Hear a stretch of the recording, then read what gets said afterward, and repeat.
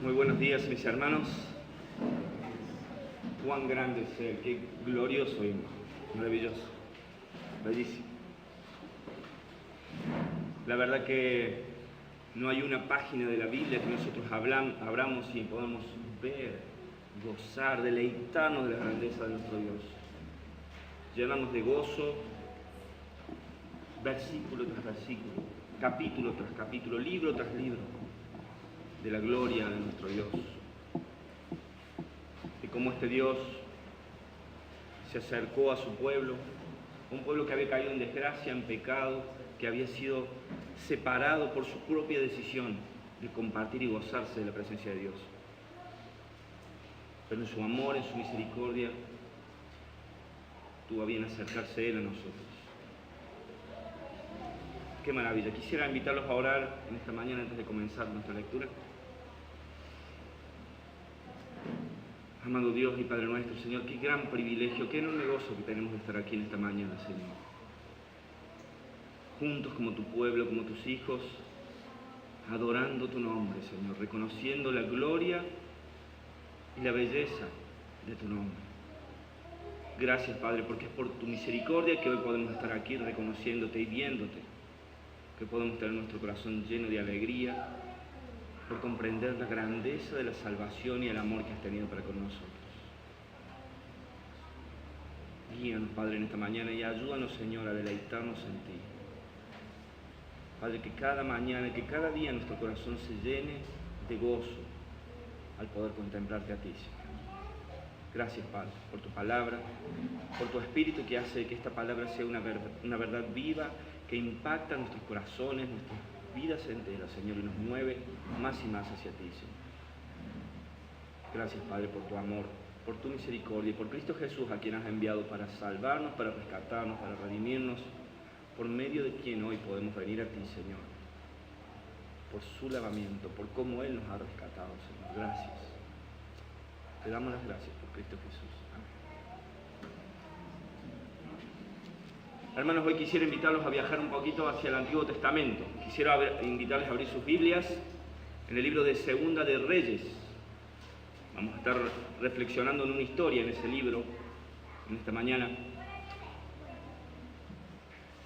Es una de tantas historias que a mí en lo personal me conmueve mucho, me lleva a pensar muchas cosas, porque uno cuando empieza a ver cómo Dios, a pesar de su pueblo en la historia, había cumplido su promesa, había llevado a una nación a entrar a una tierra que Él le había prometido, había establecido unos límites para su habitación y había prometido ser Dios sobre ellos en todas las naciones. Y había desafiado a este pueblo a ser un faro de luz y de esperanza a un mundo decadente y perdido, lleno de idolatría, apartado de Dios, donde toda clase de atrocidades, maldades y aberraciones eran vividas como algo natural. Y allí estaba el pueblo de Dios y su promesa, su Dios en medio de ellos, para anunciar al mundo la grandeza de este Dios. Y esto era Israel. Así debía ser. A Israel tuvo problemas como pueblo y clamó a Dios porque les dieran reyes, porque les diera un rey. Ellos querían tener un rey como las demás naciones. Y no podían ellos entender cómo su Dios quería estar en medio de ellos. Y finalmente Dios accede y les da reyes. Y les da uno, el rey David, un rey conforme al corazón de Dios. Un rey que finalmente iba a ser el ícono de la promesa de Dios a su pueblo. Sin embargo, no era más que un hombre que tropezaba y caía, como cualquiera de nosotros. Totalmente falible. No era su Dios en medio de ellos. Y por más que este hombre era un hombre conforme al corazón de Dios, no pudo guiar en absoluta integridad la dirección de esta nación en la gloria de Dios. Y quiso y trató, pero se encontró con su propio problema. Él es un hombre pecador.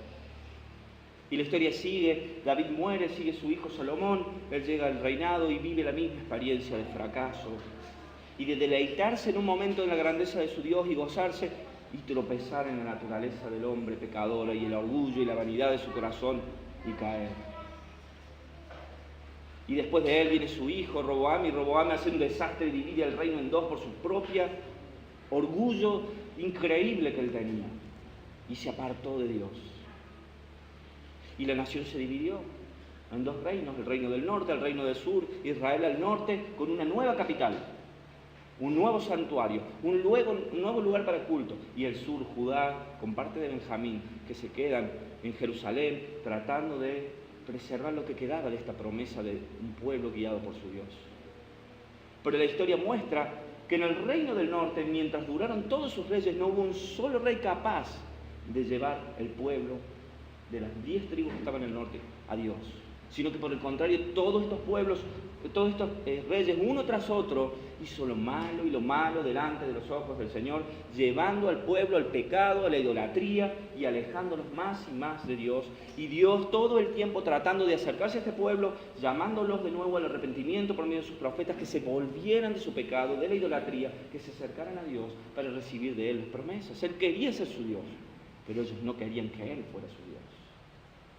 Les era más lindo tener otros dioses, adoptar la cultura de las regiones donde estaban, de los pueblos donde estaban, los dioses locales, y se apartaron. Y cayeron. Y el pueblo del reino del sur, el reino de Judá, no le fue mucho mejor, lamentablemente. 3 reyes malos, un rey más o menos, 5 reyes malos, un rey más o menos. Por lo menos en su historia se preservó un poco más su vida como reino, solamente porque hubo en el camino algunos reyes capaces de abrir los ojos y volver una vez más a mirar lo que era la promesa de este Dios, la grandeza de este Dios. Y en esta mañana quisiera invitarlos a reflexionar sobre la vida de Ezequías. Vamos a estar leyendo Segunda de Reyes, capítulo 18, para comenzar. Ezequías, un gran rey, uno de los tesoros en cuanto a reyes de esta época, un verdadero hombre destacado, pero hombre al fin, no más hombre que ninguno de sus predecesores ni de los que le siguieron a él, los que le antecedieron a él. Un hombre, pero un hombre que tuvo un deseo en su corazón. Vamos a estar reflexionando algunas cosas de este hombre, de este rey. Segunda de Reyes 18. Dice así: en el año 3 de Oseas, hijo de Ela, rey de Israel, comenzó a reinar Ezequías, hijo de Acaz, rey de Judá. Cuando comenzó a reinar era de 25 años y reinó en Jerusalén 29 años. El nombre de su madre fue Abí, hija de Zacarías. Fíjense cómo empieza este libro. Nos cuenta que llega este rey, hijo de Acaz, un mal rey, un hombre desobediente, un hombre que hizo lo malo ante los ojos de Dios y que además se ocupó de que el pueblo también hiciera lo malo ante los ojos de Dios, porque construyó y levantó altares a otros dioses, apartó al pueblo de Dios. Y llega este hombre, su hijo, Ezequías. Y muchas veces nosotros podríamos esperar de un hijo que siga los pasos de sus padres, suele pasar. Por este rey no era igual. Y me encanta el versículo 3, y esta es una pequeña reflexión para todas aquellas madres en estos tiempos turbulentos que vivimos acerca del feminismo y de todas estas cosas raras que nuestro mundo enfrenta. Un mensaje, una breve reflexión para las madres. El texto en el versículo 3 nos dice, en el versículo 2 nos dice que era, el nombre de su madre era Abí, hija de Zacarías. Y yo pensaba, ¿por qué el texto nos lleva a reflexionar el nombre de la madre de Ezequías? ¿Qué importancia hay en esto? Uno pensaría, ¿no? Era hijo de Acaz, suficiente. Toda la historia del Antiguo Testamento y lo importante es quién era tu padre. Tu linaje viene de tu padre. Pero el texto nos remarca acá que la madre era ella. ¿Por qué? Bueno, en el caso de los reyes se da mucho esto de ver que se nombra la madre. Porque muchas veces los reyes tenían muchas esposas, había muchos hijos, y para poder discernir cuál hijo, de dónde venía, de qué familia, se nombra a su madre. Pero creo que lo más importante destacar acá es que este hombre tuvo gran influencia seguramente de su madre en sus años tempranos de vida. Y muy probablemente fue su madre quien fue la que se ocupó de llevar a este niño Ezequías al conocimiento del Dios vivo y verdadero. Así como en el caso de Timoteo, su madre y su abuela fueron quienes lo guiaron, y Pablo le dice, yo sé la enseñanza que has recibido, Timoteo, yo sé de tu madre, sé de tu abuela, son fieles, ellas te han llevado por el camino del Señor. Ezequías muy probablemente fue encaminado por su madre, y el rol de su madre fue muy relevante en la vida de este hombre. Dice el versículo 3 que hizo lo recto ante los ojos de Jehová conforme a todas las cosas que había hecho David, su padre. Este hombre por primera vez se menciona, hizo lo recto. Él siguió a David. Él fue bien instruido por su madre, muy seguramente, y esto lo llevó a ser un hombre temeroso de Dios y querer hacer lo recto delante de los ojos del Señor. Y sigue diciendo el versículo 4 al 6, Él quitó los lugares altos, Él quebró las imágenes, Él cortó los símbolos de acera e hizo pedazos la serpiente de bronce que había hecho Moisés, porque hasta entonces le quemaban incienso a los hijos de Israel, y lo llamó Neustán. En Jehová, Dios de Israel, puso su esperanza, ni después ni antes de él hubo otro como él entre todos los reyes de Judá. Porque siguió a Jehová y no se apartó de él, sino que guardó los mandamientos que Jehová prescribió a Moisés. Miren cómo se habla de este rey. Un rey temeroso de Dios, un rey que no solo es temeroso de Dios, sino que como rey en su lugar, él empieza a reflexionar y dice, ¿qué son estos altares? ¿Qué son estos lugares que rinden culto a otros dioses? Sáquenlos, quiébrenlos, rómpanlos, destrúyanlos. Esta es tierra de Dios. Y este hombre mueve al pueblo a quitar todos los altares de culto a dioses paganos. Él no le alcanzó con ser un hombre fiel. Él quería que el pueblo sea fiel. Y empezó a remover todo aquello que era objeto de culto. Las imágenes de acera que se mencionan, era una diosa, pero ellos lo hacían en troncos y en los troncos de los árboles, y tallaban una imagen y se rendía culto. Por eso se habla de los lugares altos y árbol frondoso. Se elegía ese lugar que llamaba la vista, ¿no? Uno pasaba en un árbol hermoso y lo mira y ahí estaba un objeto de culto, un dios pagano al que el pueblo había rendido adoración. Y este hombre Ezequías dice, no señor, lo corta, lo saca, lo echa. Y es interesante que en un momento agarra y dice, e hizo pedazos la serpiente de bronce que había hecho Moisés, porque hasta entonces quemaban incienso. No sé si se acuerdan de esta historia, pero cuando el pueblo iba saliendo de Egipto en medio del éxodo, peca contra Dios, ofende a Dios grandemente, y en ese camino Dios manda serpientes venenosas a que piquen al pueblo, y el pueblo moría. Entonces Moisés intercede al pueblo, y el pueblo reconoce su pecado, y dice, Dios nos ha castigado por nuestro pecado. Ora a Dios, le dicen a Moisés, que nos libre. Moisés ora, y Dios le dice, bueno, erige una gran serpiente de bronce, ponla en lo alto, y que cuando uno sea mordido por una serpiente, que el pueblo la vea, la mire, y al mirarla será sanado de su enfermedad y no morirá. Claro, imagínense para ellos. Perecieron muchos por falta de fe, por no creer en la palabra de Dios, de que con mirar esa serpiente era suficiente. Pero aquellos que lo miraron y fueron sanados, llevaron esa serpiente como un símbolo de esta victoria que Dios les había dado, de cómo Dios los había cuidado.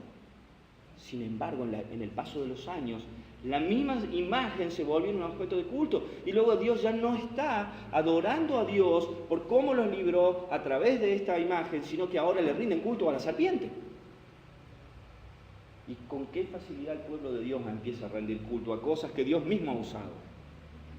¿Cómo cambiamos nuestro corazón de adorar a Dios por lo que hace a una idolatría a las cosas que Dios nos ha dado? Y el pueblo se vuelca a la idolatría. Le es tan fácil perder de vista a su gran Dios y busca algo que él pueda ver y tocar para adorar. Y lo mismo le pasó al pueblo con el arca. ¿Se acuerdan del arca? El arca iba delante de ellos y la llevaban en las batallas, y cuando el arca entraba había júbilo y el enemigo temía. Y una vuelta el pueblo va en desobediencia a una batalla con los filisteos y están a punto de perder. Entonces mandan a buscar el arca, este amuleto mágico que siempre nos hace ganar. Y viene el arca. Claro, júbilo. Imagínense, los filisteos dicen que escuchan el canto de gozo y alegría de Israel. Vino el arca, están perdidos. El arca de Jehová está en el campamento. Estamos muertos. Ya sabemos el poder de esa herramienta. Y el pueblo que mandó al arca y a los levitas adelante, y el ejército atrás marchando, y los hicieron pomada y les quitaron el arca y cayeron porque el problema era su pecado. Y Dios, además de atacar su pecado, les quitó su objeto de idolatría. El arca era poderosa porque era un pacto, símbolo de un pacto de un Dios con su pueblo, pacto que el pueblo había quebrantado. Y ahora querían adorar un objeto. No, Señor, lo perdieron. Nunca desvíes la atención de la gloria que merece nuestro Dios a algo que Dios ha usado o hecho, jamás. Porque con mucha facilidad podemos volver objeto de culto cosas que Dios ha hecho para nuestro bien. Y van a ser quitadas. y va a dolernos. Porque Dios debe limpiar su nombre y debe limpiarnos a nosotros de la idolatría. No podemos permitir caer en la idolatría con cualquier cosa. Así que Él lo destruye.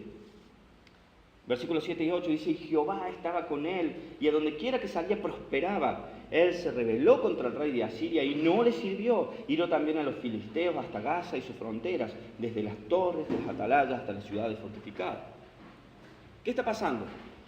El pueblo, cuando se divide en dos reinos, se debilita. Jehová finalmente aparta su mirada de la nación por su desobediencia, y los vecinos reinos empiezan a invadir a Israel, primeramente, y después a Judá.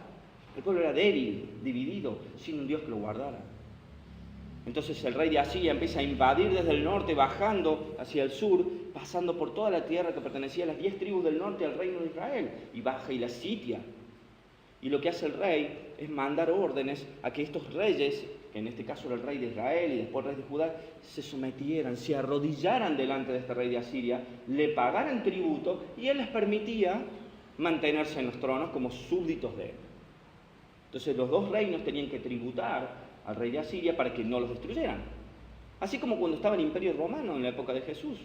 Convivían las dos naciones, pero una que debía ser libre, gobernada por Dios, estaba subyugada por el dominio de otra. Y estos pueblos tributaban. Y se escucha al rey de Asiria que en Israel el rey conspiraba contra él y se quería sacar de encima el reinado de Asiria. Y lo oye el rey de Asiria y toma inmediatamente cartas, son los versículos del 9 hasta el 12, que entra y empieza a sitiar la capital que se habían hecho en Israel, en ese reino, hasta que finalmente, después de 3 años, él toma a todo el reino del norte. Y acá empieza a pasar algo.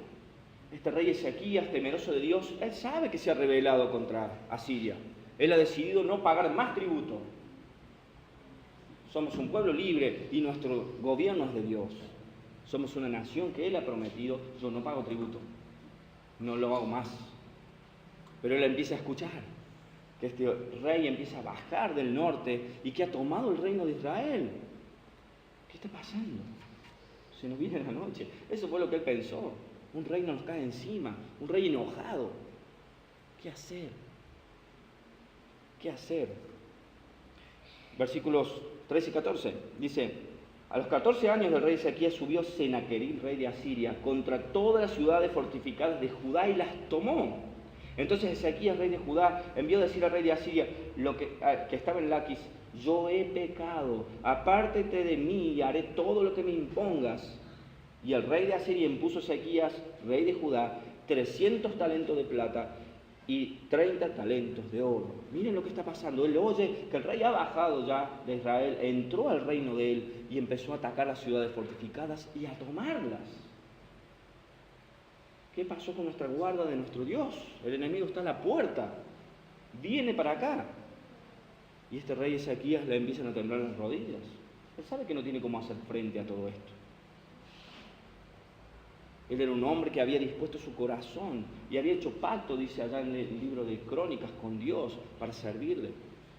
Y él estaba confiando en que Dios lo libraría, pero el rey viene con su ejército y ha tomado todas las ciudades fortificadas y ya solo está Jerusalén. Entonces él dice: no, acá tengo que hacer algo. Manda a decir al rey de Asiria: mira, yo sé, perdóname, hice lo malo, yo me sublevé, yo me rebelé. Lo que vos me pidas, yo voy a hacer. ¿Saben lo que hizo Ezequías? Fue y se arrodilló delante de Asiria, se postró. Un hombre temeroso, derrotado, que se rinde ante el poderío de Asiria y dice: señores, yo he pecado, perdónenme, me porté mal. Y le dice al rey: lo que me pidas, yo te voy a dar. Pedime lo que quieras. Está bien, le dice el rey: ok, es verdad que te portaste mal. 300 talentos de plata, 30 talentos de oro. ¿Saben cuánto es eso? 10 toneladas de plata, 1 tonelada de oro. Eso quiero, para no invadirte. Dámelo. Y mira lo que hace Ezequías. 15 y 16. Entonces Ezequías quitó el oro de las puertas del templo de Jehová. Dio por tanto a Ezequías toda la plata que fue hallada en la casa de Jehová y en los tesoros de la casa de Israel. Entonces Ezequías quitó el oro de las puertas del templo de Jehová y de los quiciales que el mismo rey Ezequías había cubierto de oro y lo dio al rey de Asiria. ¡Wow! Miren lo que este hombre hace, con tal de pagar e impedir que este hombre le tome su trono. 10 toneladas de plata, ¿de dónde la saco? A los utensilios del templo de Dios. Este hombre que había sido temeroso de Dios, que había querido llevar a su pueblo a Dios, ahora está entrando al templo de Dios para tomar el tesoro de la casa del Señor, para pagarle tributo a un rey invasor. Y toma todo el dinero que él tiene en su palacio y en su casa y no alcanza. Y juntan el oro y no alcanza. Y hay que pagar. Y el versículo 16 es tremendo, dice que Ezequías quitó el oro de las puertas del templo de Jehová. Imagínense lo que está pasando en el corazón de este hombre, el temor que él está viviendo. Y dice, y de las puertas del templo y de los quiciales que el mismo rey Ezequías había cubierto de oro. Rápidamente vayamos a segunda de Crónicas 29:3. En el Crónicas 29 se empieza a hablar de este rey. Y miren lo que el primer acto de este rey, cuando él es rey. Es impresionante cuando uno lo lee en Crónicas. Él dice, en el primer año de su reinado, en el mes primero, su primer acción de gobierno, miren lo que él hace. Abrió las puertas de la casa de Jehová y las reparó. Lo primero que este rey hace es, ¿qué es esto? Que estas puertas están cerradas y rotas. Vamos a arreglarlas. ¿Cómo puede estar así la casa de mi Dios? Y sigue diciendo, y les dijo, oídme levitas, santificaos ahora y santificad la casa de Jehová, el Dios de vuestros padres, y sacad del santuario la inmundicia. Limpien esta casa, por favor. Dice, porque nuestros padres se han rebelado y han hecho lo malo ante los ojos de Jehová nuestro Dios, porque le dejaron y apartaron sus rostros del tabernáculo de Jehová y volvieron las espaldas y aún cerraron las puertas del pórtico y apagaron las lámparas y no quemaron incienso ni sacrificaron holocausto en el santuario del Dios de Israel. ¿Qué está pasando? Cuando él ve y reflexiona, ¿dónde está el culto a Dios? ¿Dónde está la adoración de este pueblo a su Dios? El templo está cerrado, los incensarios están apagados, las lámparas están apagadas, el templo es una ruina. Así como la nación y así como el culto a Dios, todo es una ruina, una miseria. Y Ezequías no lo puede aceptar y su primera orden del rey es, reparemos esto, hermanos, arreglemos la casa del Señor. Y él hace reparar los pórticos. Y ahora el mismo Ezequías, por rendir tributo a un rey, está sacando el oro de las puertas de la casa de Jehová que él mismo había colocado. Este hombre ha caído, diría yo tal vez, para ser librado por sus propias fuerzas en uno de los peores actos contra su propio orgullo. Está derrumbado, está de rodillas ante un rey que le invade, ha tenido que saquear los tesoros de la casa del Señor, que era su celo, ha tenido que quitar el oro que él mismo puso en las puertas de la casa del Señor para pagar un tributo. ¿Saben? Y pensaba cuántas veces nosotros tratamos vemos un problema que nos viene encima y nuestra primera actitud es salir con nuestras fuerzas a llevarnos puesto todo, a ver cómo lo solucionamos. ¿Cómo vamos a resolver este problema? ¿Qué hay que hacer? Y no medimos nada, tratamos de resolverlo.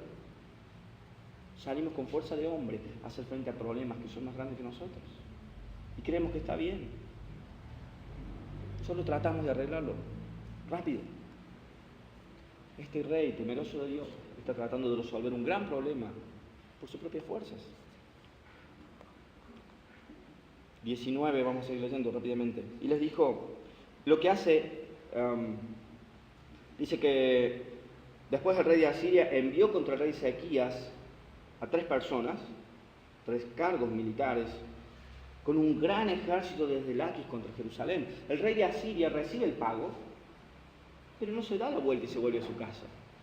Él se enoja con Ezequías. Y él le manda ahora a un ejército con 3 enviados a declarar las cosas en el versículo 17. Y sigue diciendo que llegaron y subieron y vinieron a Jerusalén. Y habiendo subido vinieron y acamparon junto al acueducto del estanque de arriba. Y llamaron luego al rey y salieron a ellos 3 personas y les dijo, Decid ahora, Ezequías, así dice el gran rey de Asiria, ¿qué confianza es esta en que te apoyas? Dices, pero son palabras vacías. Consejo tengo y fuerzas para la guerra. Mas, ¿en qué confías que te has rebelado contra mí? Manda un ejército entero a las puertas de Jerusalén, Ezequías, confronta al rey con un mensaje. ¿Qué te pasa? ¿Vos quién te crees que sos, Ezequías? ¿Cuál es tu confianza para pararte delante de mí, el rey de Asiria, que he conquistado todo lo que he querido? ¿Y vos te crees que me vas a sobornar y yo me vuelvo a mi casa? ¿Cómo funciona esto? Le está marcando muy bien la cancha a Ezequías, el rey de Asiria. Le está diciendo, vos estás mal, hermano, no entendiste quién soy yo, el rey de Asiria. No has entendido tu lugar. ¿En qué te estás apoyando? Son fuertes palabras. Dice, es aquí, confías en este báculo de caña cascada que es Egipto, en el cual si alguno se apoyara se le enterrará por la mano y le traspasará. Así es Faraón, dice, para los que, rey de Egipto, para todos los que en él confían. ¿Vos estás confiando que Egipto te va a ayudar? Es como un bastón de una caña abierta, dice, cuando vos te apoyes para cargar tu peso se te va a traspasar la mano. Así es este tipo. No tiene ni cómo apoyarte, ni puede, y es un traidor y te va a hacer más mal del que te va a hacer bien. ¿En él estás confiando para hacerme frente a mí, que Egipto te apoye? Y si me dices, nosotros confiamos en Jehová nuestro Dios, ¿no es este aquel cuyos lugares altos y altares has quitado Ezequías y dicho a Judá y a Jerusalén, desde este altar adoraréis en Jerusalén? Fíjense lo que está diciéndole Ezequías. Ahora, vos me decís, yo confío en Dios, pero ¿qué clase de confianza en Dios tenés si ya le ha sacado al pueblo todos los lugares para adoración? Acá el rey de Asiria no estaba entendiendo lo que pasaba, porque él creía que mientras Ezequías limpiaba la ciudad de las imágenes de Acera, él entendía como que estaba quitándole al pueblo una posibilidad de adorar a su Dios. ¿Y ahora me decís que confías en ese Dios que has quitado? ¿Esta es tu confianza? Dice, del versículo 23 en adelante, que le piden una coima. Dame rehenes, demostrame que te vas a rendir a mí. Dame rehenes, págame, mostrame que vas a estar arrodillado como debe ser. Y vamos a leer del 29, dice, así ha dicho el rey, no os engañes Ezequías, porque no os podrá librar de mi mano.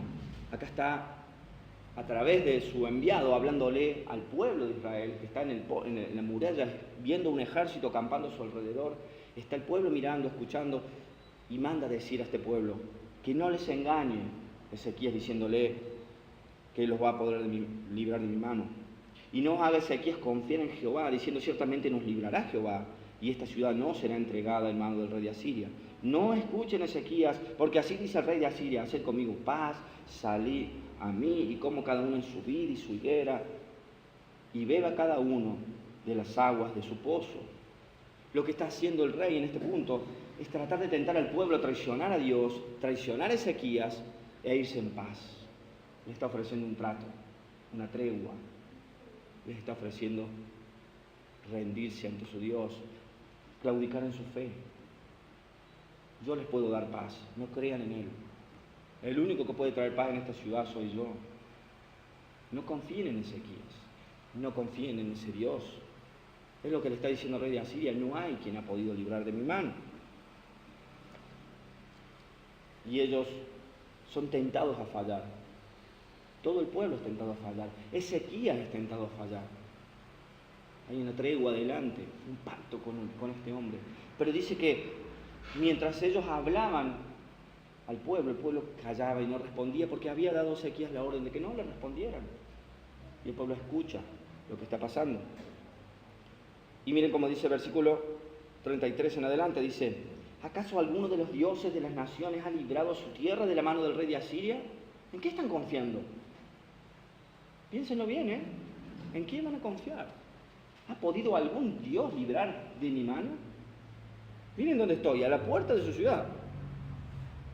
¿Dónde está el dios de Amat y el dios de Afad? ¿Dónde está el dios de Sefabaim, de Ena, de Iba? ¿Dónde estos dioses han podido librar de mi mano alguno de ellos? ¿Qué Dios de todos los dioses de estas tierras ha librado su tierra de mi mano para que Jehová libre de mi mano a Jerusalén? No ha habido un solo Dios que ha podido frenarme. Yo me llevo puesto a todos los dioses. Esto dice el rey de Asiria. ¿A dónde está su confianza para que ahora vengan y me digan Jehová nos va a cuidar? ¿Ustedes creen que Jehová va a librarles de mi mano? Eso es lo que está diciendo. Pero el pueblo calló, no respondió palabra, porque había mandamiento del rey, el cual había dicho, no le respondáis. Entonces los enviados del rey Ezequías vuelven, Ezequías rasgado sus vestidos, le dicen, rey, mirá lo que está diciendo este hombre. Nos está increpando, está tentando al pueblo a ceder. Ellos no aceptan nada. Y sigue diciendo, el versículo, capítulo 19, cuando el rey Ezequías lo oyó, rasgó sus vestidos y se cubrió de cilicio y entró a la casa de Jehová. Por fin Ezequías, por fin encontró el camino. Cuando oye que el ejército está a la puerta y que están increpando al pueblo a ceder y que están dispuestos con una enorme arrogancia a llevarse puesto a Jehová y a llevarse puesto al credo y llevarse puesto a la ciudad de Jerusalén, este hombre por fin siente la angustia, que la situación lo ha superado y ahora toma un camino correcto. Dice que entró en la casa de Jehová. Ahora se va a orar. Él va a buscar ayuda al único que podía dársela. Él sabe que no podía hacer frente a un ejército. Intentó con sus fuerzas, pero el mal avanzó y la cosa siguió. No pudo frenarlo. Y ahora está a la puerta. Ahora vamos con Dios. Las fuerzas humanas se han acabado. Dice que envió a gente a hablar con Isaías, el profeta, para que le dijesen los dichos de estos hombres. Y miren cómo dice el versículo 4.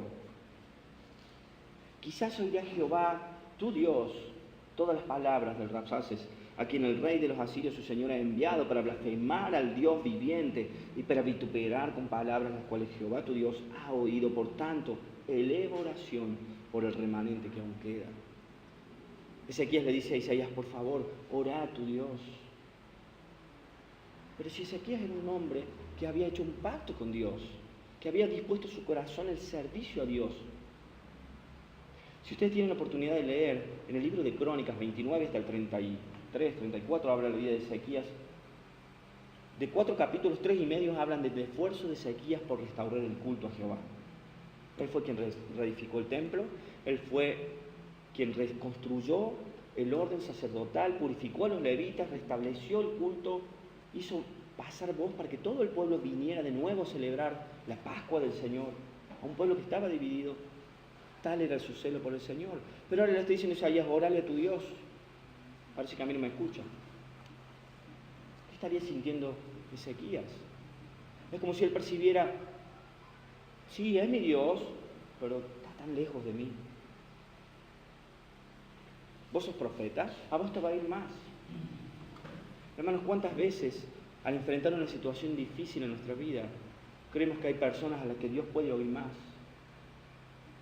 Que no estamos lo suficientemente bien con Dios para que nos oiga a nosotros. Que parece que el mal sigue, no lo podemos parar y aunque yo he entrado a la casa de Jehová, he orado, alguien tiene que hacer algo.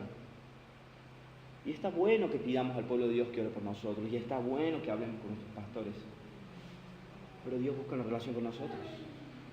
Somos nosotros que tenemos que ir con Él. Y este hombre va y le pide a Isaías, che, tal vez tu Dios te oiga. Pero ¿no era tu rey, tu Dios también, Ezequías? Bueno, sí, pero él es profeta y tal vez a él le oiga más. Sigue diciendo 5 al 9, vinieron pues los sordos del rey Ezequías a Isaías. A Isaías le respondió, así diréis a vuestro Señor, así ha dicho Jehová. No temas las palabras que has oído, con las cuales han blasfemado los siervos del rey de Asiria. No temas, Ezequías. Y aquí yo pondré en él un espíritu y oirá un rumor y volveré a su tierra. Por medio del profeta él manda decir, Dios había oído lo que pasaba, Dios veía y le dice, díganle a Ezequías, no temas, Ezequías. Yo escuché, yo me voy a ocupar. Y los enviados vuelven a Ezequías, vuelve a contarle todo lo que Isaías le había dicho, que Dios le había mandado. He escuchado, yo me ocupo. Eso es lo que Dios manda a decir. Perdón, 5. Y sigue diciendo versículo 10 en adelante. Así diréis, perdón, en el 8 dice que bueno, regresó y halló al rey de Asiria combatiendo contra él. ¿Qué pasa? El pueblo vuelve y encuentra el enviado que había mandado el rey contra Ezequías, vuelve con su rey y lo encuentra perturbado. Ha oído un rumor, tal como Dios le había dicho, está combatiendo con otro rey y se está por volver a su tierra, tal cual Jehová había mandado decir por Israel. Acá está la prueba de que Dios estaba cumpliendo. Entonces, antes de irse el rey de Asiria, de volverse a su tierra, le dice en el versículo 10, así diréis a Ezequías, rey de Judá, no te engañe tu Dios en quien confías para decir Jerusalén no será entregada en manos del rey de Asiria. Yo me voy, Ezequías, me tengo que ir, pero no te engañes. No te engañe tu Dios, que esta razón por la que me voy es otra, no tiene nada que ver con Dios. No creas que no la voy a tomar, le manda a decir. Aquí tú has oído. Bueno, no quiero leer esto, es muy largo. Bueno, sigue ocurriendo de nuevo una tentación contra que el pueblo se deje llevar por el temor contra el rey de Asiria. Manda de nuevo una amenaza, le manda unas cartas por medio de enviados a Ezequías diciéndole, no te confíes en tu Dios, que si tu Dios no te engañe, Él no va a poder librarte de mi mano. Y cuando Ezequías recibe las cartas, decían esto, ¿acaso libraron sus dioses las naciones que mis padres destruyeron? ¿Dónde está el rey de Amat, el rey de Afad, el rey de la ciudad de Sefarvaim? Ezequías es confrontado por cartas muy ofensivas de parte del rey y le dice, vas a perecer, rey. ¿Dónde están los otros reyes? Y ahora Ezequías tiene en su mano, ha visto al rey irse, pero ha recibido una amenaza muy fuerte. Y miren lo que hace Ezequías, versículo 14. Y tomó Ezequías las cartas de mano de los embajadores, y después que las hubo leído, subió a la casa de Jehová, y las extendió Ezequías delante de Jehová. Como puso las cartas delante de él. Y oró Ezequías delante de Jehová, diciendo, Jehová, Dios de Israel, que moras entre los querubines, solo tú eres Dios de todos los reinos de la tierra. Tú hiciste el cielo y la tierra. Inclina, oh Jehová, tu oído y oye. Abre, oh Jehová, tus ojos y mira y oye las palabras de Sennacherib, que ha enviado a blasfemar al Dios viviente. Es verdad, oh Jehová, que los reyes de Asiria han destruido las naciones y sus tierras, y que echaron al fuego a sus dioses, por cuanto ellos no eran dioses, sino obra de manos de hombres, de madera, de piedra, y por eso los destruyeron. Ahora pues, oh Jehová, Dios nuestro, sálvanos, te ruego, de su mano, para que sepan todos los reinos de la tierra que solo tú, Jehová, eres Dios. Qué oración la de Ezequías. Él va con un corazón constrito, atormentado. Él ya no está usando sus fuerzas para defenderse. Él ya no busca el consejo de otros hombres para defenderse. Él entra a la casa de Dios. Él expone el problema a Dios. Pero él clama de una manera magistral. Señor, solo tú eres santo. Solo tú eres digno. Solo tú eres Dios. Señor, mira lo que este hombre está haciendo. Oye lo que dice. Señor, líbranos. Solo tú puedes librarnos. Pero Señor, no por nosotros, sino para que todas las naciones oigan tu grandeza y tu gloria. Por amor de ti mismo, Dios, haz esto. Ezequías por fin se ha puesto de rodillas con quien corresponde. Por fin se ha postrado con su rostro en el suelo ante el Dios vivo, el único que puede librarlo. Ha expuesto su problema y lo ha puesto en manos de Dios, pero ha reconocido que solo hay uno capaz de hacer frente, que solo hay uno digno, que solo hay uno capaz, y que la razón no soy yo, que la razón de que Él lo haga es porque su propia gloria lo demanda. Para que todos los pueblos oigan tu grandeza, Señor. Mira lo que está pasando.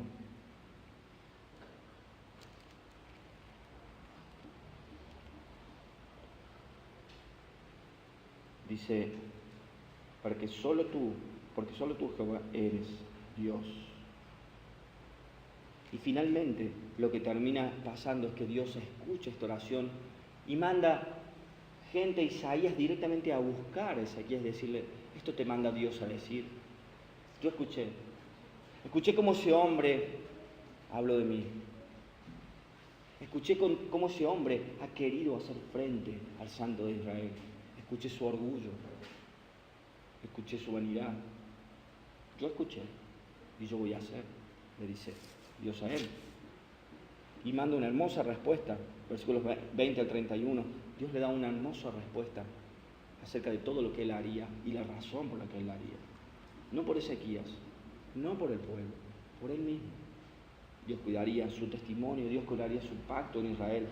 Y sigue diciendo versículos 32 al 34, porque yo ampararé esta ciudad para salvarla por amor a mí mismo, dice Dios, y por amor a David, mi siervo. Y aconteció que en aquella misma noche salió el ángel de Jehová y mató en el campamento de los asirios a 185,000. Y cuando se levantaron por la mañana, he aquí que todo eran cuerpos muertos. Entonces Sennacherib, rey de Asiria, se fue y volvió a Nínive, donde se quedó. Y aconteció que mientras él adoraba en el templo de su dios Amalek, y Sarecer, sus hijos, le hirieron a espada y huyeron, y reinó en su lugar Esar-Edom, su hijo. ¿Qué pasó en este mundo? Cuando al fin este hombre, este rey Ezequías, se postra delante de Dios, con la causa correcta delante de Dios, entendiendo quién es Dios, él por fin logra ser escuchado por Dios. Y Dios le dice, ¿sabes qué? Yo voy a hacer esto por amor a mí mismo y por amor a mi siervo. Qué grandes lecciones que hay cuando uno reflexiona en la vida de estos hombres. Cómo tuvieron que enfrentar situaciones difíciles.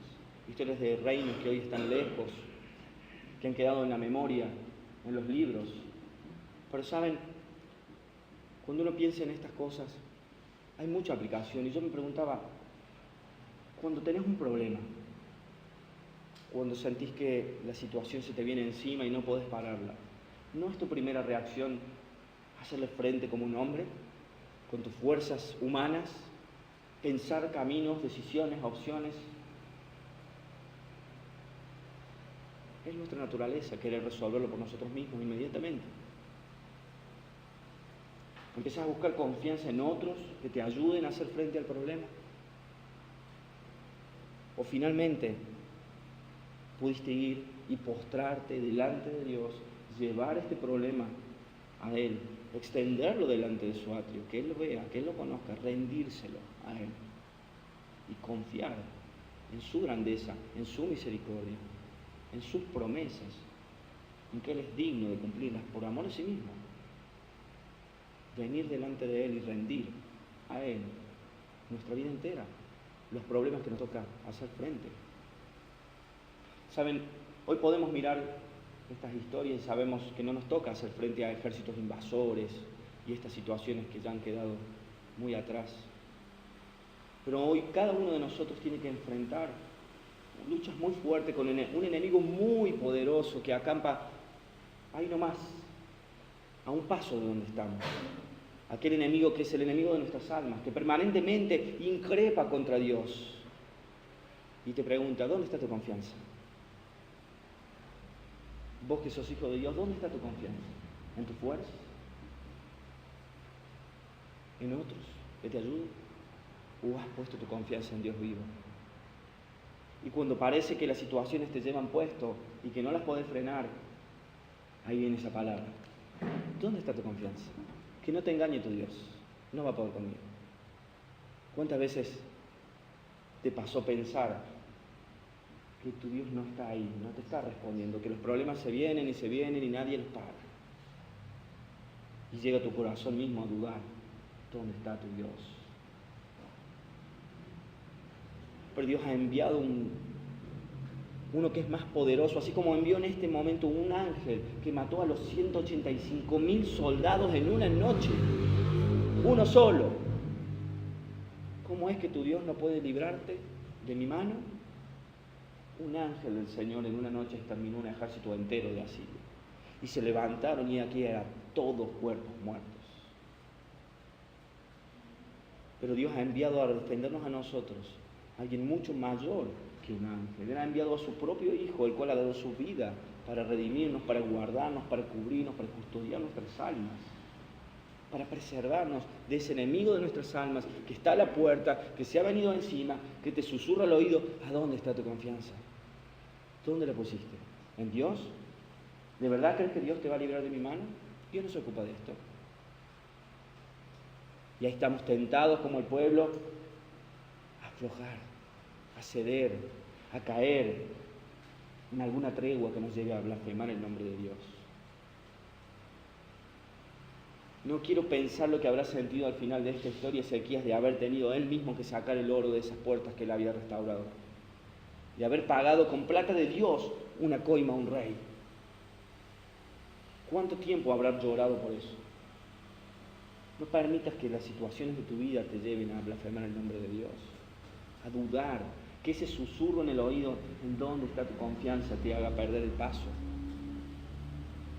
Porque quien pelea y quien vela por nuestras almas es mucho más poderoso que cualquier ejército que acampe alrededor de mí.